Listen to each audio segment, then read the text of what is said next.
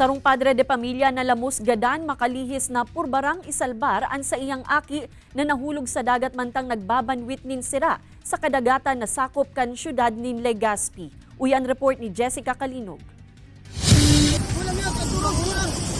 Mahihiling sa video na ini na nagkakariribok ang mga tao sa gilid kan kadagatang sakop kan Barangay Rawis, Legazpi City sa probinsya nin Albay.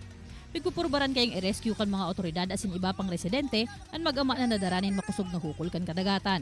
Enot digdi nagpasiring subuot sa nasambitan ng lugar ang biktimang si Danilo Abando, 40 anyos na residente kan Daraga Albay, kaibanan an sa iyang tulong aki asin tiyahon nganing magkarigos. Makusog subuot ang hukol kan kadagatan, kung kaya nagdesisyon ang mga ini na magbanwit na sananin sira. Alagad biglang nahulog sa dagat ang 11 anyos na aking babae kaini, kung kaya pinurbaran ining isalbar ni Abando. Itong anak niya, andun sa hagdan ng boulevard, nakita nung tatay na biglang na-slide. Siyempre instinct ng isang tatay na sagipin yung kanyang anak. So nung sinagip nung tatay yung tinangay ng alon. Day subuot nagtrayumpo ang ama na makuhaan sa iyang aki. Alagad tulos man na nagtabang ang napaaging mga residente. Sigun kay Jomily Abioro, makalihis mahiling ang nalalamos na aki, day na siya nagduwa-duwa pang magtabang sa dagat.